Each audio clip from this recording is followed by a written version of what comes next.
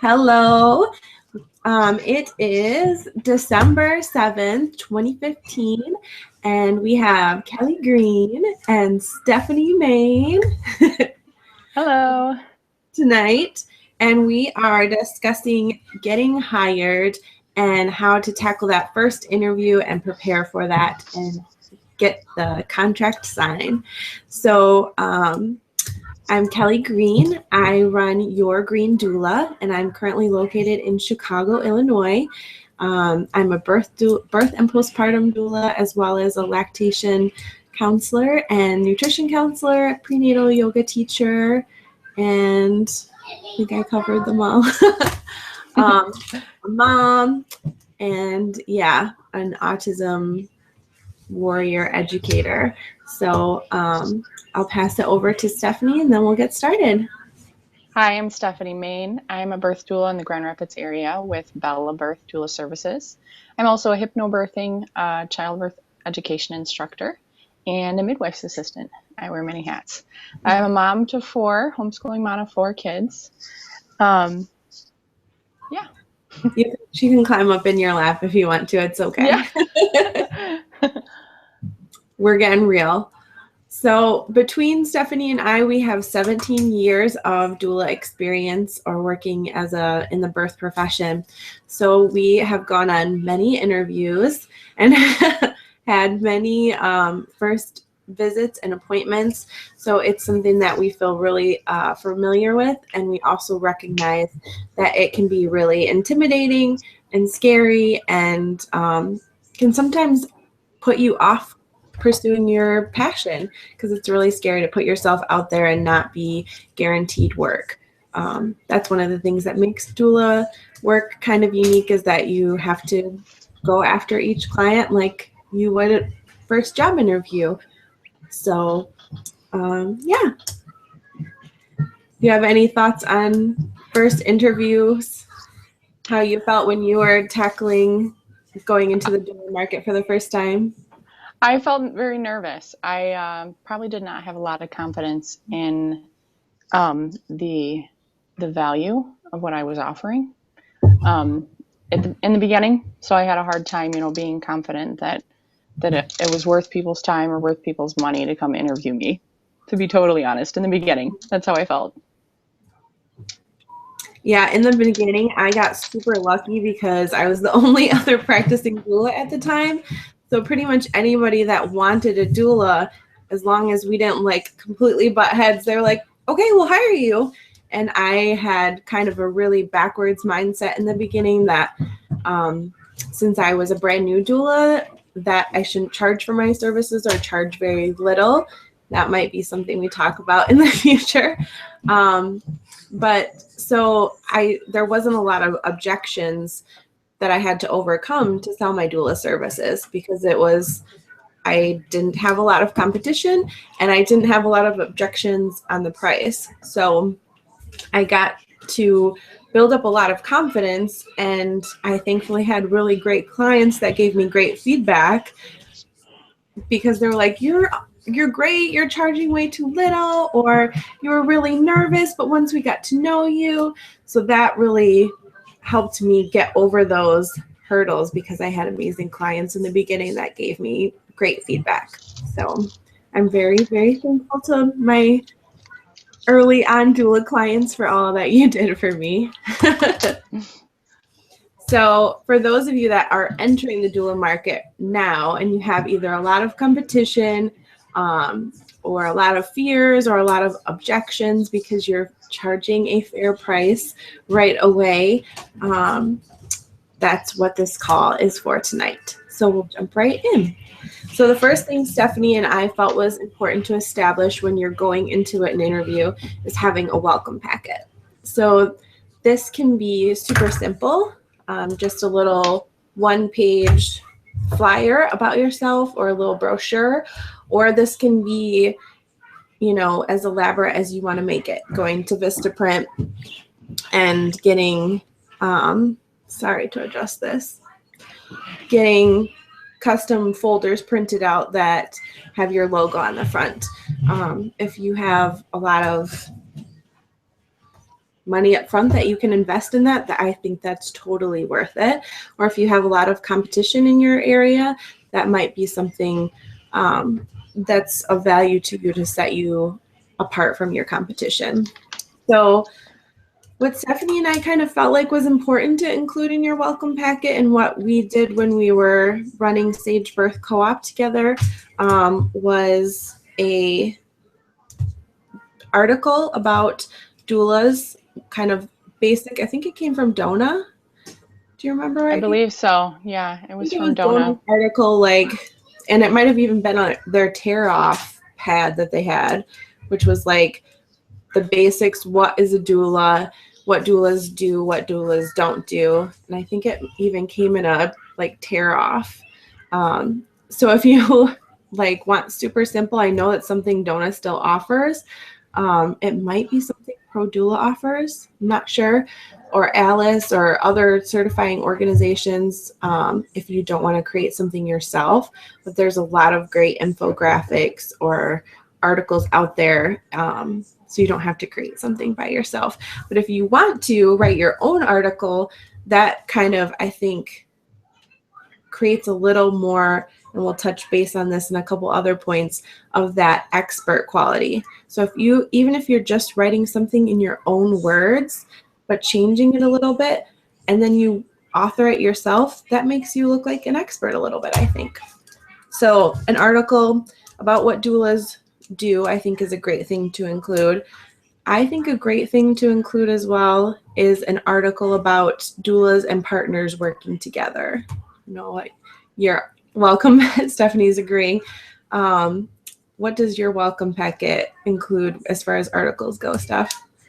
The Dads and Doulas brochure that Doula provides is a really good one, and I've done that one for a long time.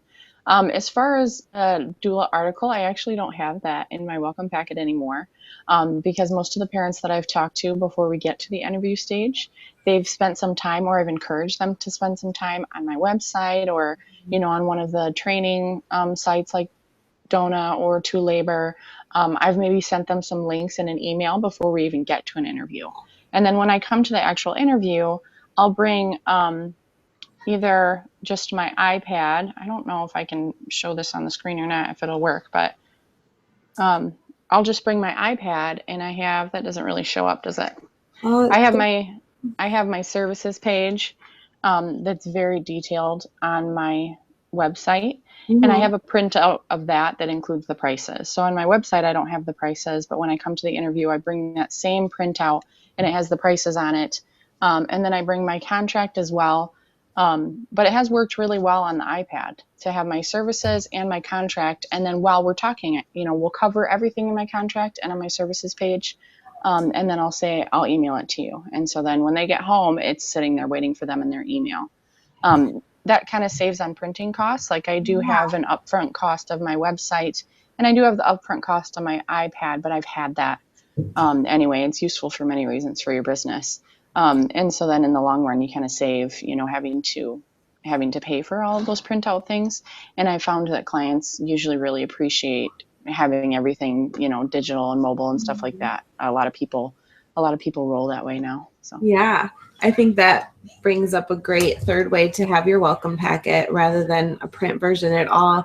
Have it completely digital, and then they can go to your website and everything's there. A lot of people are doing that, and if you do have any forms like your contract or your service packages or anything, having a PDF version of that they can click on and download, so they don't have to ever, carry around paper. I think that's a great idea.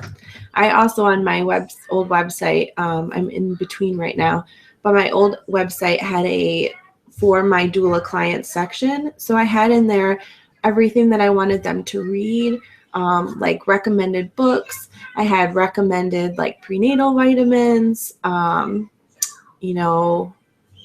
recommended childbirth education, things that they should cover, breastfeeding topics they should, research and cover.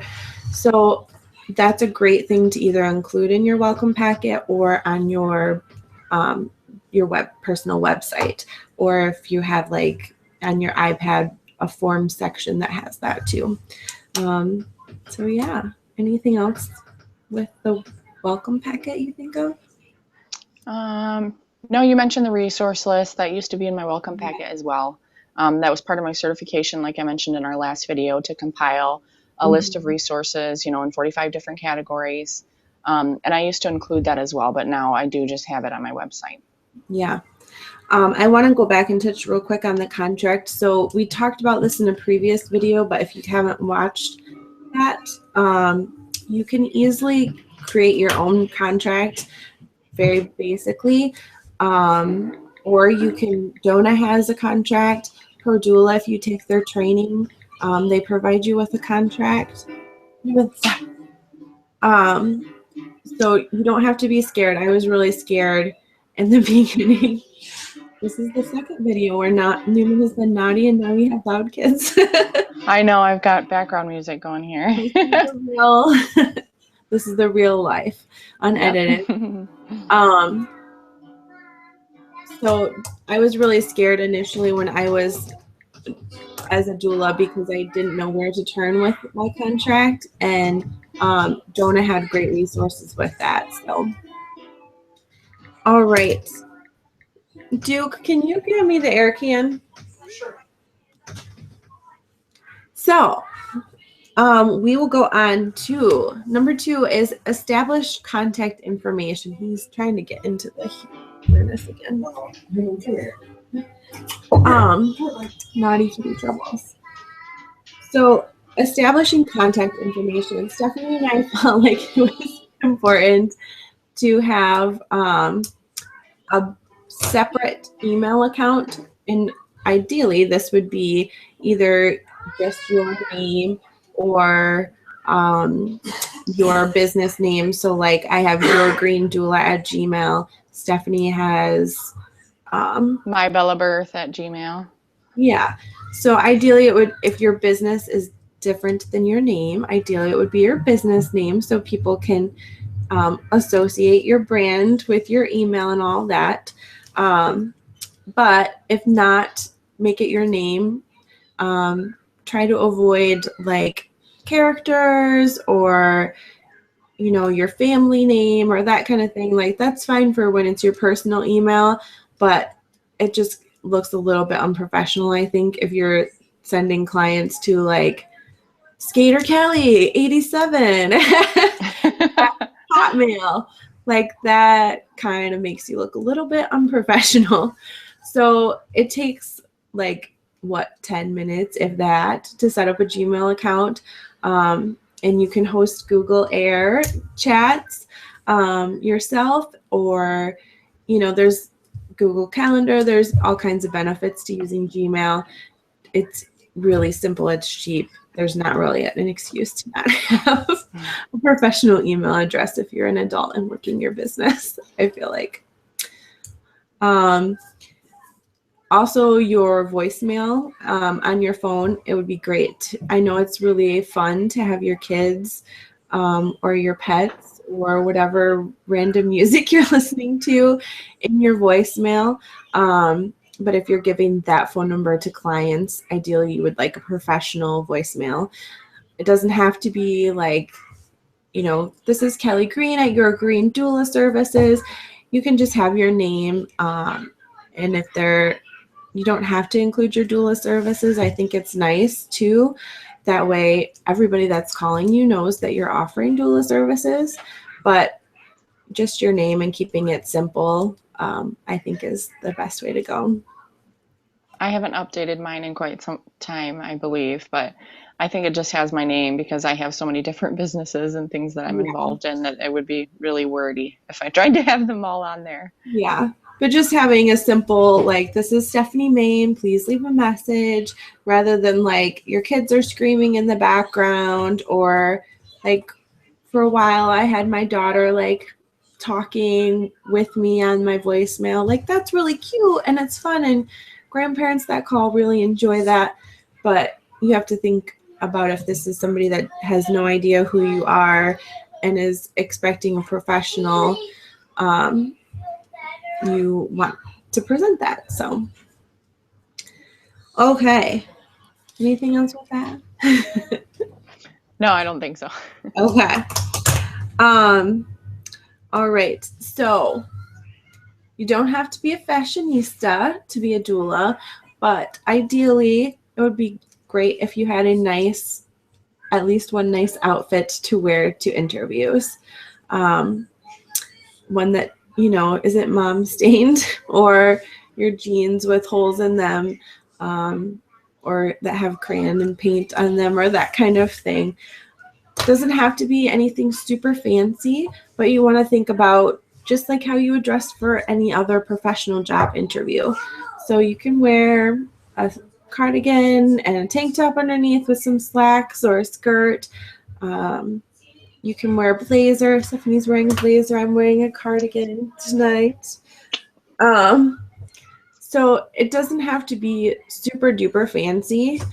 These people are, if you're going to their labor, they're expecting you to be there when a baby is born or when a baby's puking or changing poopy diapers. So they're not expecting you to like show up in a 3-piece suit, but you have to kind of think about your target market. So if you are serving clientele that is making, $500,000 to $1 million a year, yeah, you might want to wear a nice blazer and like nice tailored trousers and some high heel shoes if that's your client market.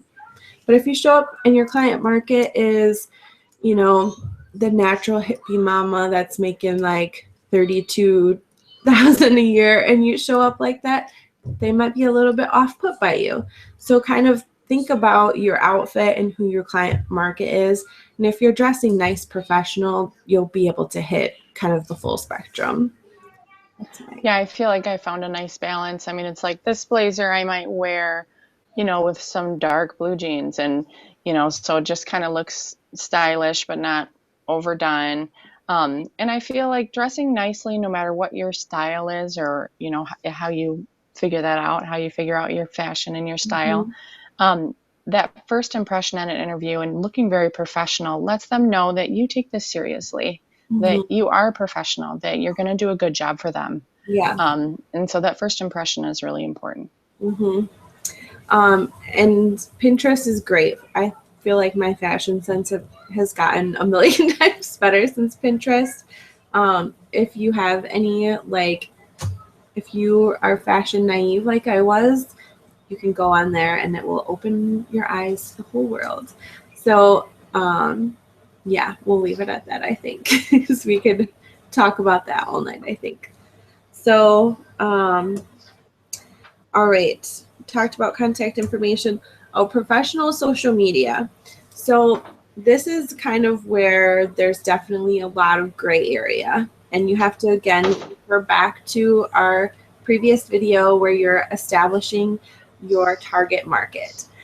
In this day and age, everyone, I feel like, when they're either finding you on social media, finding you through Google, or finding you via a referral that then they're going to your social media page.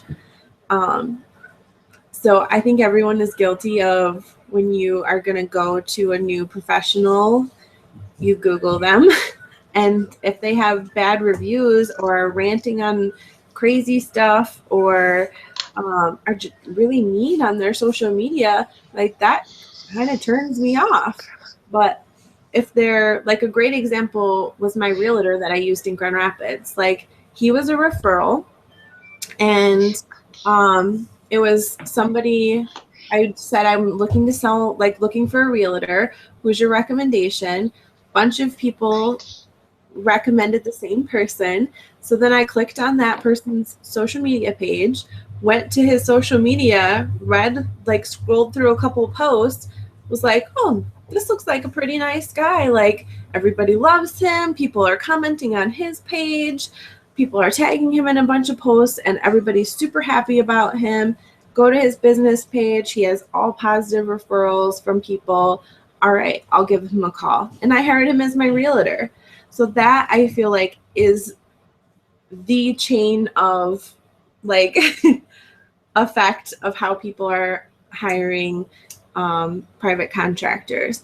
And as a doula, that's basically what you are, as a private contractor.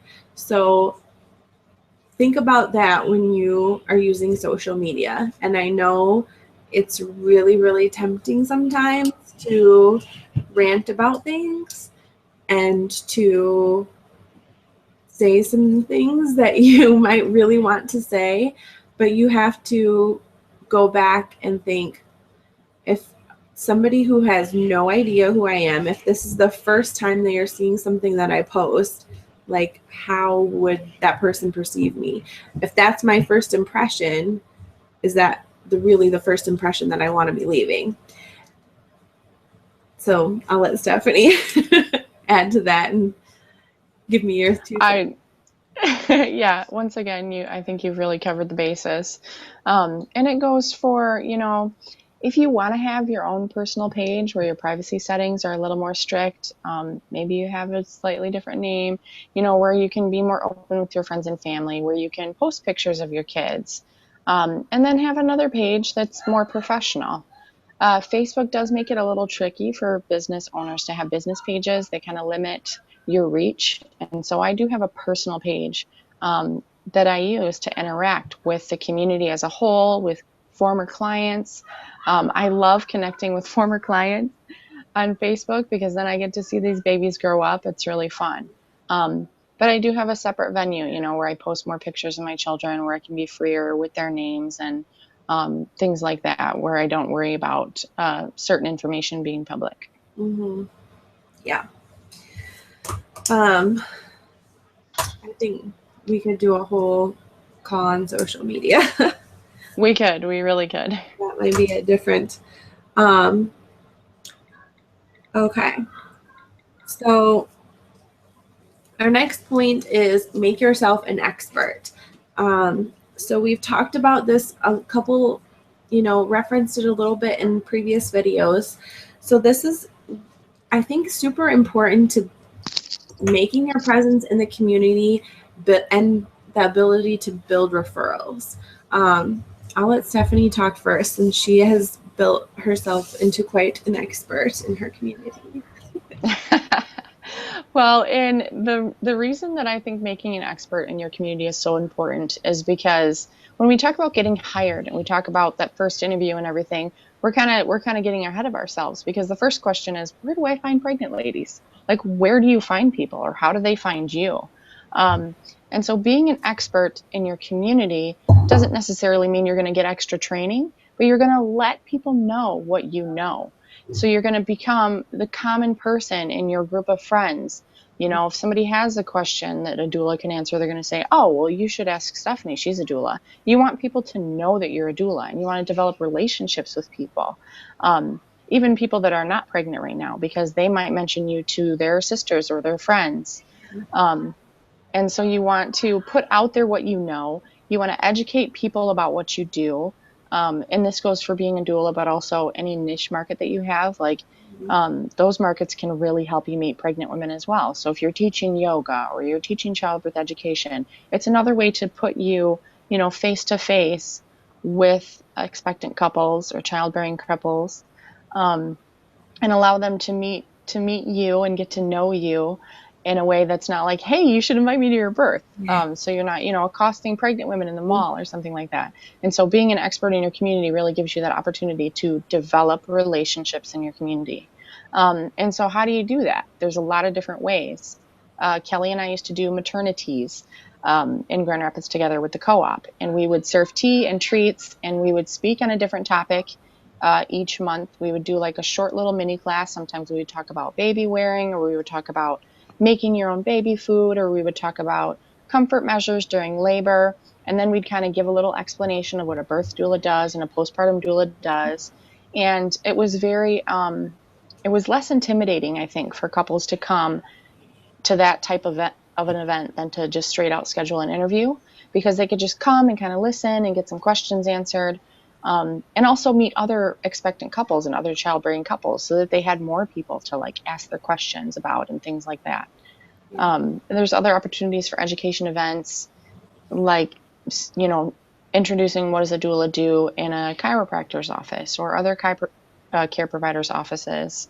And again, that just gives you an opportunity to make yourself an expert, which basically just means making yourself that person that somebody says, oh, go ask Kellie this question. She'll know. She's a birth doula, or she's a postpartum doula. Mm-hmm. Yeah. Stephanie kind of combined our next one, which is make a presence in your community, but I think they are both intertwined. With making yourself an expert, I think initially I thought, well, if it wasn't something that I was like trained in, that I didn't have a physical certificate, I couldn't talk about it. And I had a lot of people initially that kind of gave that, other professionals that gave that feedback. And I think that is total bogus. Like, there are no rules. Just because one person is talking about something doesn't mean you can't talk about it. Like, if somebody in your community is talking about breastfeeding, that doesn't mean she is the only person that can talk about breastfeeding. Just like everybody can have a doula, everybody can become an expert. Everybody can talk about something. How I relate to somebody is going to be completely different to how somebody else relates to someone. So don't be intimidated if there's already events being offered in your community, whether it be on breastfeeding or baby wearing or whatever you feel passionate about speaking. You can do it too. And it doesn't have to be strictly, related to birth. Like, you can branch out a little bit. You want to talk about getting pregnant. You want to talk about birth control. It doesn't have to be specifically, related to, birth, doula, that kind of thing. And anybody can make themselves an expert. You can research, and until you feel super confident in that issue, and share how you came out on the resources. And I think Duke and I were talking about doulas the other night, and he summed it up perfectly. He's like, I don't understand why so many people need a doula. Like, you just used to read 6 books and then you'd be good for birth. And he's like, and before I could even answer, he was like, oh, but wait, nobody has time to read 6 books anymore. And you need a doula to like distill all that information and tell you these are like the points that you need to know and be with you the whole time, so you can not have to remember everything that you learned in those books. And I think that like summed it up completely perfectly. That is a good sum up. So Stephanie mentioned the community events. I think those are really awesome. And you can pick any topic that really feels like there wasn't really any rhyme or reason to the topics that we picked. We were just like, hey, this month let's talk about dads. This month let's talk about, introducing solids. And we really kind of just got it based on like feedback from our community. And I think that's at least why I wanted to start these videos, was I got people asking the same questions over and over again. And it's like, just share the information with everybody. Just share. Yeah, and when we say expert, I think that you made a really good point that, we're not saying, oh, we know the most about this topic. And that goes for these videos too. Mm-hmm. We're not here saying we're experts on being doulas. We're just sharing what's worked for us, mm-hmm. and just opening up that communication. And you're doing the same thing as a doula when you're doing those community events or those education events. You're just saying, this is what's worked for me, or this is what's worked for some clients of mine, or like you said, making sure to credit your resources. Sometimes you can just say, I read this really great article and I want to share these 10 best tips with you guys. Yeah. Don't be afraid to do that. If you can't come up with content of your own, or you don't feel like you know enough on any certain topic to be able to like educate another room full of people, mm-hmm. then share some really great resources that you've had. Read your favorite article, or your favorite handout that you've had, and pass a copy out to everybody. It's okay to do that too. Yep. That's what we did for a lot of our maternities, was hand out articles and just elaborate on the articles. It doesn't have to be, you can make the rules. Like, you can do whatever you want and whatever you feel like your community needs. So The last piece I wanted to add to that Stephanie and I in the beginning did, and I really, really loved, is we tried, I think we did it for a couple years in a row, once a year to do like a big community event. So we did a movie screening a couple times where we rented out a big local theater and did Guerrilla Midwife and Business of Being Born. And we organized that all by, well, not just Stephanie and I, we had a group of other people that we were working with, but we got a group of other doulas and birth workers together, and we organized that, and we got, vendors in the community. We had panel discussions after that, and that was something that we did like completely ourselves. And I was so intimidated in the beginning because I didn't think, like, there's no way just this small group of people can create this big event, but you can. And I think, don't be scared. You can do it. Yeah, I mean, it was a great opportunity and really kind of made us, like, people knew us from those events. So I don't know if you want to.